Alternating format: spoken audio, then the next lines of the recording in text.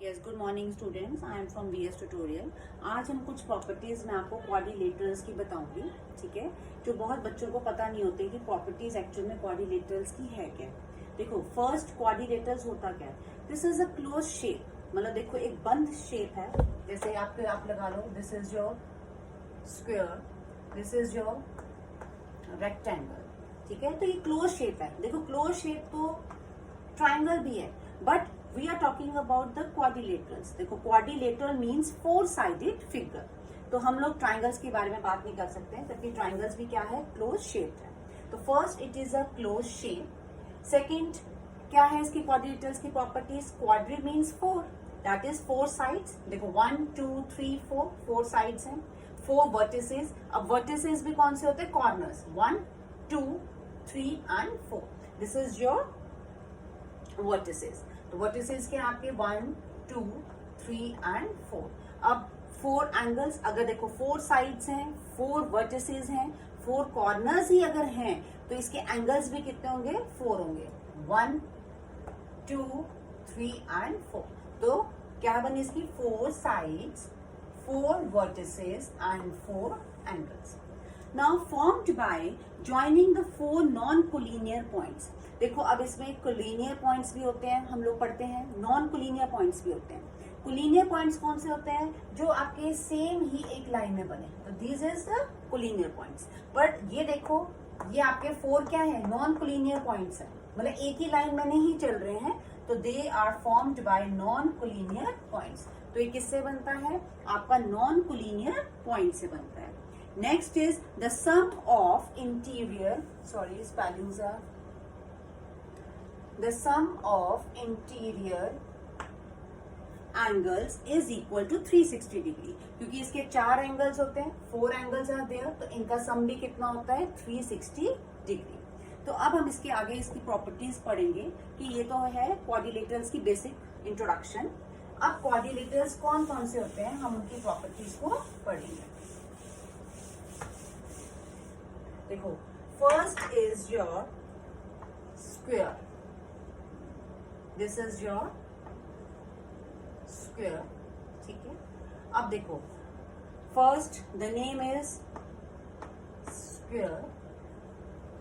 अब इसकी जो प्रॉपर्टीज हैं, फर्स्ट देखो, स्क्वायर की सारी साइड्स इक्वल होती हैं। हम लोग शुरू से ही पढ़ते हैं कि स्क्वायर क्या है, जिसकी सारी साइड्स इक्वल होती हैं। तो first property is all sides are equal, clear. Second इसका होता है कि इसके सारे के सारे एंगल्स, देखो 4 एंगल्स आर देयर, 1 2 3 एंड 4, तो इस सारे एंगल्स कितने होंगे, that is equal to 90 degree.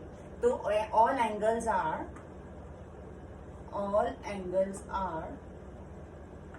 Equal to 90 degree. Now third property is, देखो अब इसमें डायगनल्स भी होते हैं। डायगनल्स मीन्स कि जो ऑपोजिट, ये देखो दिस एंगल को मिलाया एंड ये ऑपोजिट एंगल्स जो होते हैं, they are known as diagonals. जब हम ऑपोजिट एंगल्स को मीट करवा देते हैं, ठीक है, तो वो क्या बन जाते हैं, हमारे diagonals.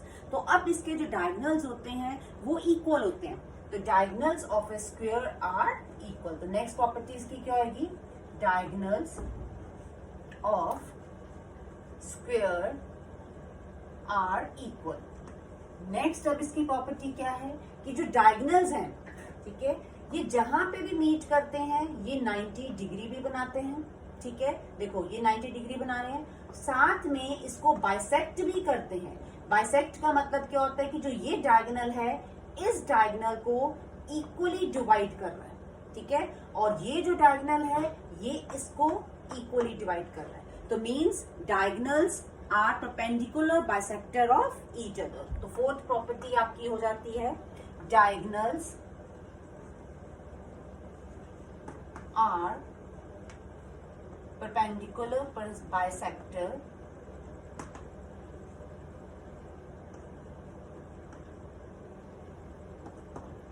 To each other. Clear, means जो डायगनल्स हैं वो जब इंटरसेक्ट करेंगे 90 डिग्री भी बनाएंगे, साथ में बाइसेक्ट भी एक दूसरे को करेंगे। Clear? Now next your quadrilateral is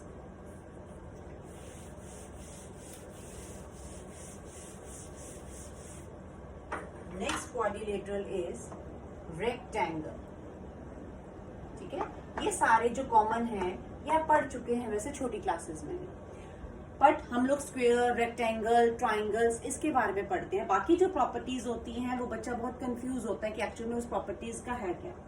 देखो, अब next your shape is rectangle. This is your rectangle. देखो, रेक्टेंगल की हमारी प्रॉपर्टी फर्स्ट क्या होती है? Opposite sides are equal. जैसे ये जितनी साइड होगी वो ही ये होगी, this is equal to this side. तो opposite sides are equal. First property तो आपकी ये हो गई। Now second property is all angles are equal to 90 degree. Angles, all angles क्या है इसके भी? 90 degree. All angles are equal to 90 degree. Now third point is, अब इसके और कौन सी प्रॉपर्टीज हो सकती हैं? अगेन आगे नेक्स्ट इज योर डायगोनल्स। अब हम डायगोनल्स के बारे में इसकी बात करेंगे। This is your diagonals.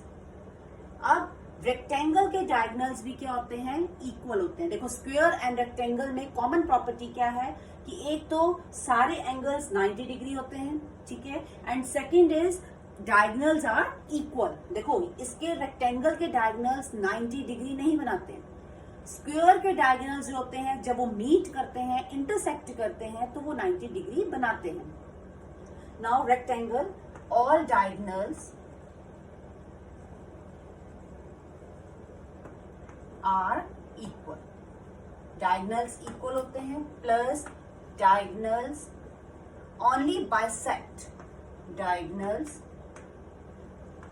Bisect each other. Clear? इसके डायगोनल्स जो होते हैं वो सिर्फ एक दूसरे को बाइसेक्ट इक्वली करते हैं। तो देखो, मेन डिफरेंस क्या है स्क्वायर और रेक्टेंगल के बीच में? जो स्क्वायर होता है उसके डायगोनल्स इक्वल होते हैं, बट रेक्टेंगल के जो डायगोनल्स होते हैं वो इक्वल, डायगोनल्स इक्वल तो होते हैं बट 90 डिग्री नहीं बनाते हैं, और स्क्वायर के डायगोनल्स जो होते हैं वो 90 डिग्री बनाते हैं। Clear? Next your quadrilateral is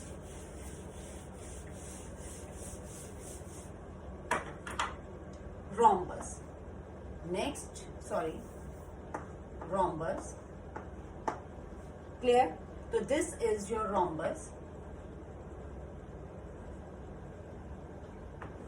देखो, rhombus की स्क्वायर की तरह सारी साइड्स इक्वल होती हैं। तो first property is all sides are equal. देखो, अब हम कहेंगे कि अगर इसकी साइड्स भी इक्वल है तो ये भी स्क्वायर होगा। नो, क्योंकि स्क्वायर में हमने क्या पढ़ा था कि उनके सारे एंगल्स भी क्या होते हैं? 90 डिग्री, बट रोम्बस के जो एंगल्स होते हैं वो 90 डिग्री नहीं होते हैं। तो this is the main difference between rhombus and the square.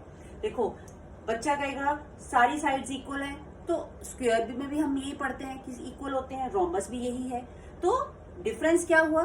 Square में एंगल्स भी सारे जो 4 एंगल्स हैं वो 90 डिग्री बनते हैं, बट रोम्बस में 4 angles are not equal to 90 degree.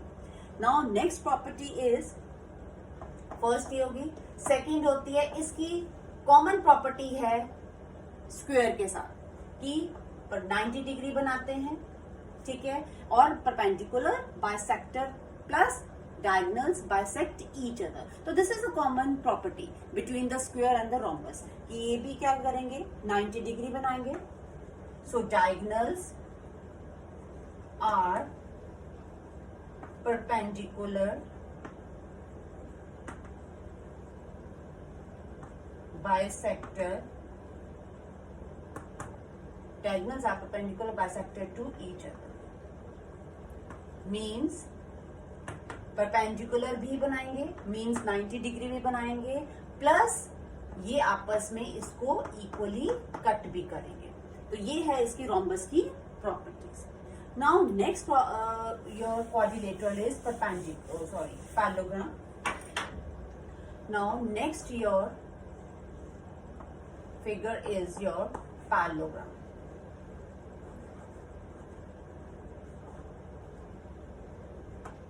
Clear? This is your parallelogram. अब पैरेललोग्राम के क्या है, ये just like a rectangle, means इसके जो ऑपोजिट साइड्स होंगी वो इक्वल होंगी और पैरेलल भी होंगी, क्योंकि नाम से ही पता चल रहा है पैरेलल, तो नेचुरली ऑटोमेटिकली क्या होंगी, ये पैरेलल होंगी। तो this is a sign of parallel. ठीक है, अब क्या है इसकी सेम है प्रॉपर्टी लाइक अ रेक्टेंगल कि क्या है इसके all opposite sides are parallel and equal. ठीक है, सेकेंड प्रॉपर्टी इसकी होती है ऑपोजिट एंगल्स आर इक्वल। देखो जो एंगल ये होगा वही ये होगा, means opposite angles are equal. जैसे ये एंगल जो होगा वही ये एंगल होगा। तो ये आप जनरल प्रॉपर्टी आराम से यूज कर सकते हैं कि opposite angles of parallelogram are equal. Now third property is diagonals are perpendicular bisector to each other. ठीक है, सॉरी परपेंडिकुलर नहीं होता, डायगोनल्स बाइसेक्ट ईच अदर। तो इसकी थर्ड प्रॉपर्टी क्या है, डायगोनल्स बाइसेक्ट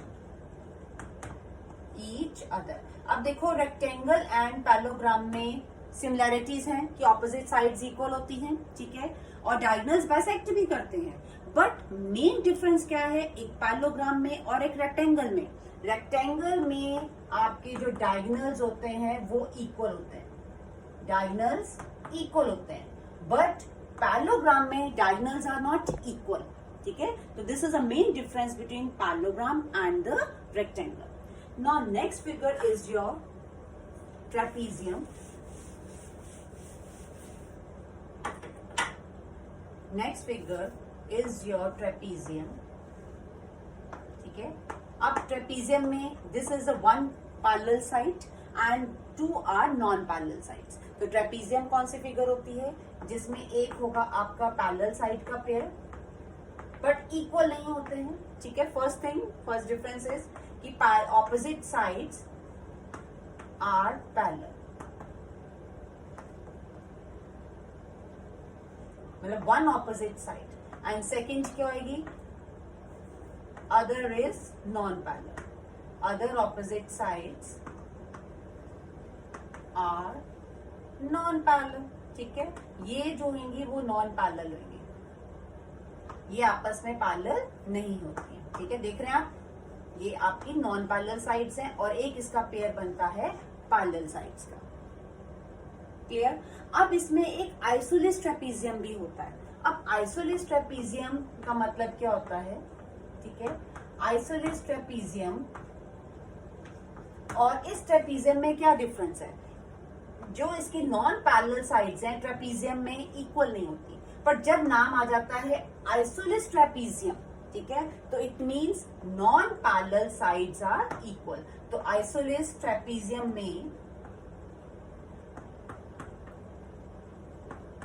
देखो सारी चीजें सेम फीचर्स आप यूज करोगे, बट इसका नेक्स्ट डिफरेंस क्या है कि non parallel sides are equal, non parallel sides are equal. So this is the difference in the trapezium and the isosceles trapezium.